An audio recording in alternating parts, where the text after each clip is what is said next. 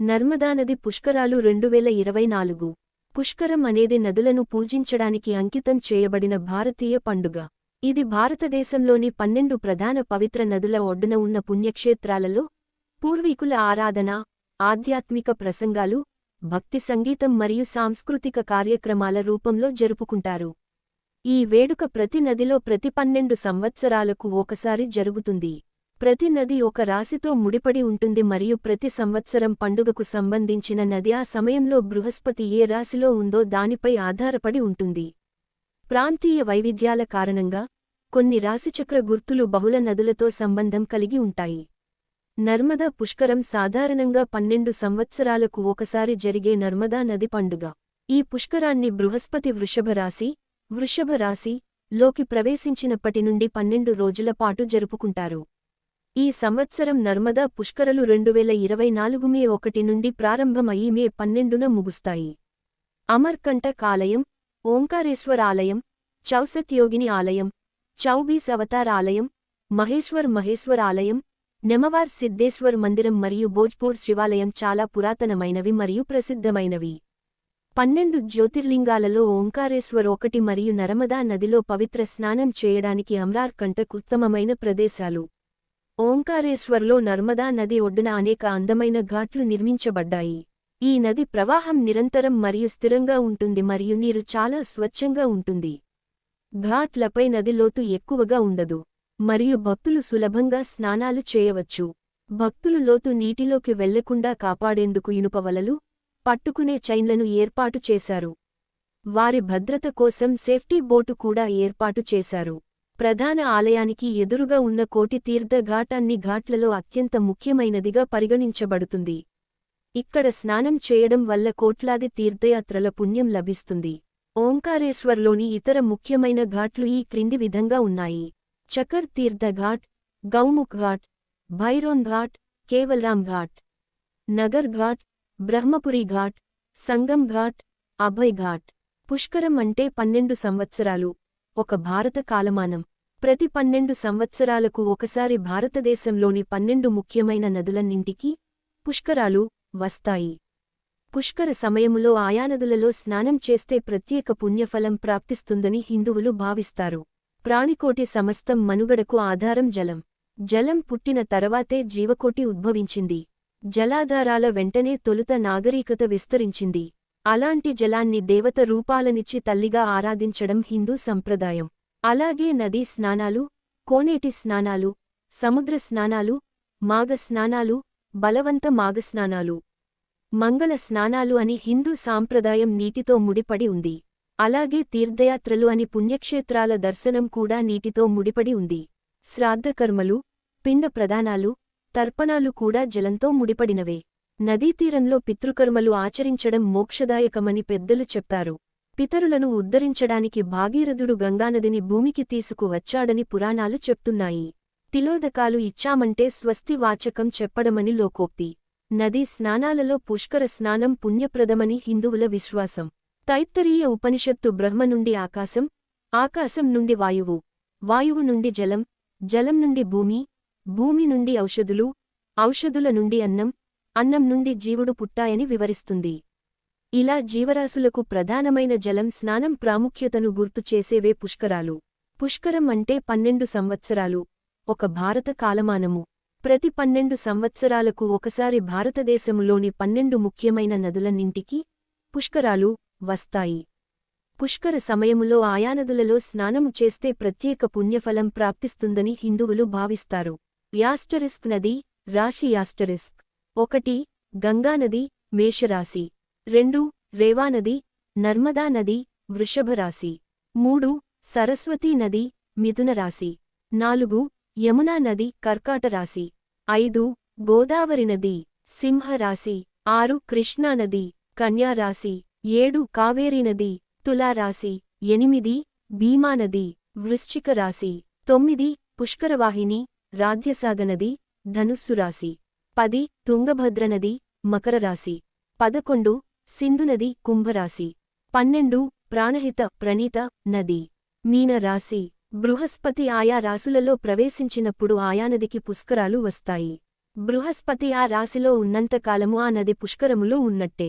పుష్కరకాలము సాధారణముగా 1 సంవత్సరము పాటు ఉంటుంది. పుష్కరకాలములోని మొదటి 12 రోజులను ఆది పుష్కరము అని, చివరి 12 రోజులను అంత్య పుష్కరము అని వ్యవహరిస్తారు. ఈ మొదటి మరియు చివరి 12 రోజులు మరింత ప్రత్యేకమైనవి.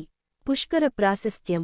పురాణ గాథల ప్రకారం పూర్వకాలంలో పుష్కరుడు అనే బ్రాహ్మణుడు శివుడి కోసం ఘోర తపమాచరించాడు. అతడి భక్తికి మెచ్చిన శివుడు ప్రత్యక్షమై ఏదైనా వరం కోరుకొమ్మన్నాడు. అందుకు పుష్కరుడు, జీవులు చేసిన పాపాలతో నదులు అపవిత్రమవుతున్నాయని, నదులు పునీతమైతే దేశం సుభిక్షంగా ఉంటుందని ఆలోచించి, దేవా, నా శరీర స్పర్శచే సర్వం పునీతమయ్యేట్టు వరమివ్వు అని ప్రార్థించాడట. అప్పుడు శివుడు, నీవు ఏ నదిలో ప్రవేశిస్తే ఆ నది పుణ్యతీర్థమవుతుంది.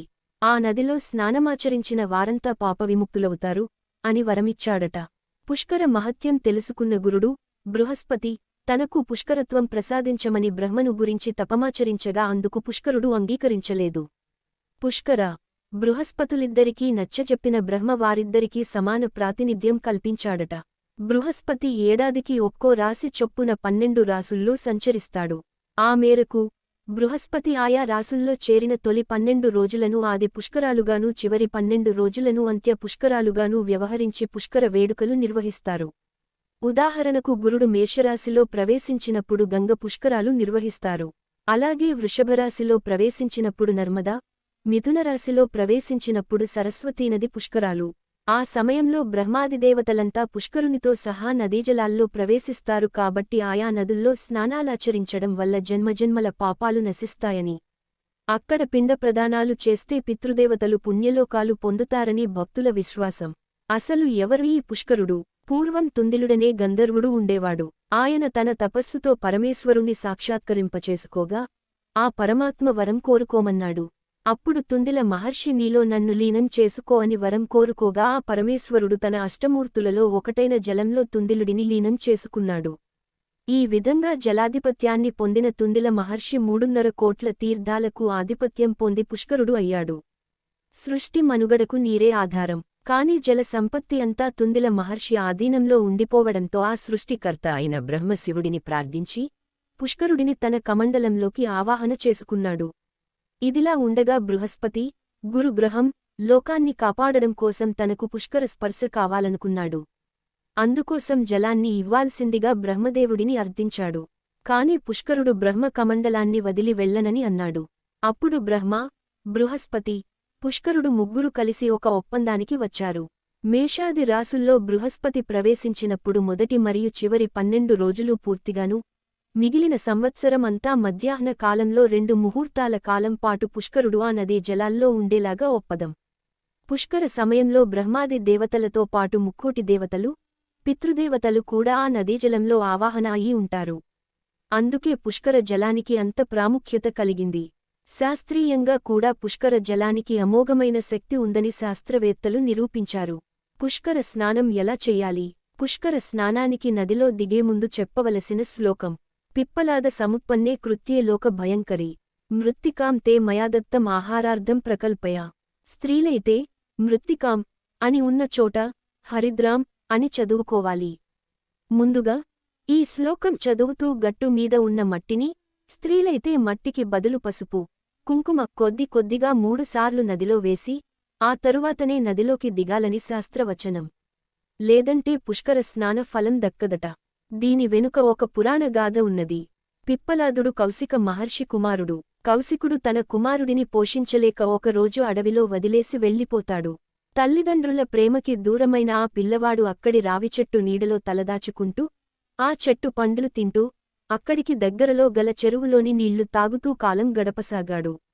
ఆ పిల్లవాడి పరిస్థితిని చూసి చలించిపోయిన నారద మహర్షి ఓం నమో భగవతే వాసుదేవాయ అనే ద్వాదశాక్షర మంత్రాన్ని ఉపదేశించి ఆ నామం నీ జీవితానికి వెలుగును చూపిస్తుందని చెప్పి వెళ్ళిపోతాడు. పిప్పలాదుడు అనుక్షణం ఆ మంత్రాన్ని జపిస్తూ మహర్షిగా మారిపోతాడు. ఆ తరువాత పిప్పలాదుడిని కలిసిన నారద మహర్షి అతను సాధించిన తపోశక్తికి అభినందిస్తాడు.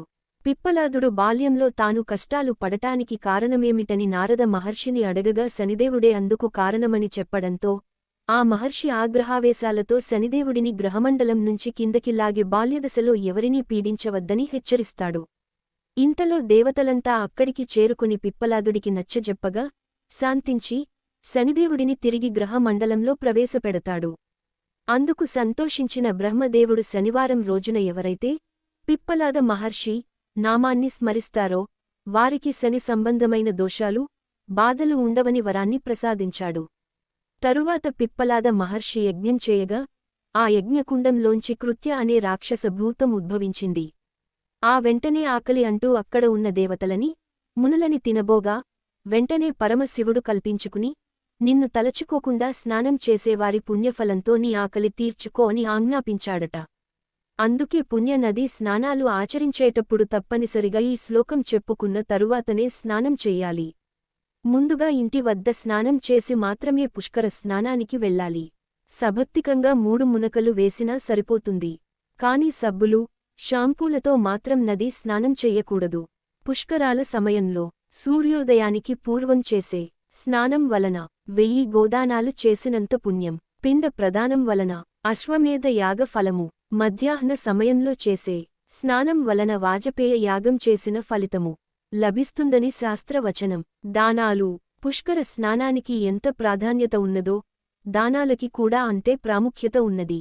పుష్కర 12 రోజుల్లో ఒక్కో రోజు ఒక్కో దానానికి ప్రసిద్ధి. మొదటి రోజు భూదానం, ధాన్యదానం, సువర్ణదానం, రజతదానం, అన్నదానం. రెండవ రోజు రత్నదానం, గోదానం, లవణదానం, వస్త్రదానం. మూడవ రోజు గుడ, బెల్లం, అశ్వశాఖ, ఫలదానం, పండ్లు. నాలుగవ రోజు పాలు, తేనె, నెయ్యి, నూనె. ఐదవ రోజు ఎద్దులు, ఎద్దుల బండి, నాగలి వంటి వ్యవసాయ పనిముట్లు. ఆరవ రోజు ఔషధ దానం, కర్పూరదానం, చందనదానం, కస్తూరిదానం. ఏడవ రోజు గృహదానం, మంచం, కుర్చీ, పీట లాంటి గృహోపకరణ వస్తువులు. ఎనిమిదవ రోజు చందనం, కందమూలాలు, పుష్పమాలలు. తొమ్మిదవ రోజు కంబళ్ళు, దుప్పట్లు, పిండదానం, దాసీదానం. 10వ రోజు శాకం కూరగాయలు దానం, సాలగ్రామ దానం, పుస్తక దానం. 11వ రోజు గజదానం. 12వ రోజు నువ్వుల దానం. పిండ ప్రదానాది కార్యక్రమాలు. పుష్కర తీర్థంలో పిండ ప్రదానం చేస్తే సమస్త నదీ తీరాల్లో పిండ ప్రదానం చేసినట్లే. అందుకే స్నానాలతో పాటుగా పిండ ప్రదానానికి కూడా పుష్కర తీరం ప్రాధాన్యత సంతరించుకుంది. పైగా సూర్యోదయానికి పూర్వం చేసే పిండ ప్రదానం వలన అశ్వమేధ యాగం చేసిన ఫలితం కూడా మన ఖాతాలో వేసుకున్నట్లే. మొదటి రోజున హిరణ్య శ్రాద్ధం, 9వ రోజున అన్న శ్రాద్ధం, 12వ రోజున ఆమ శ్రాద్ధం చేయడం మంచిదని శాస్త్రవచనం. సూర్య అస్తమయ వేళలో మాత్రం పుష్కర తీర్థంలో ఎలాంటి క్రతువులు నిర్వహించరాదు. తీర్థ స్నానం ఉత్తమం, దానికంటే నదీ స్నానం ఉత్తమం, దానికంటే పుష్కర సమయ నదీ స్నానం ఉత్తమోత్తమం. తైత్తరీయ ఉపనిషత్తు ప్రకారం బ్రహ్మము నుండి ఆకాశం, ఆకాశం నుండి వాయువు, వాయువు నుండి జలం, జలం నుండి భూమి, భూమి నుండి ఔషధులు, ఔషధుల నుండి అన్నం, అన్నం నుండి జీవుడు ఉద్భవించాయి. నదీ జలాలను సేవిస్తే పాప ప్రక్షాళన జరుగుతుందని, నదీ జలాలలో స్నానమాచరిస్తే మాంద్యం, అలసత్వం మొదలైన శారీరక రుగ్మతలు నశిస్తాయని తైత్తరీయ ఉపనిషత్తు వివరిస్తుంది. పుష్కర స్నానం వలన మోక్షప్రాప్తి కలుగుతుందని బ్రహ్మాండ పురాణం వర్ణిస్తుంది. ఇలాంటి మహత్తు ఉన్నందుకే పుష్కర స్నానానికి అంత ప్రాధాన్యత.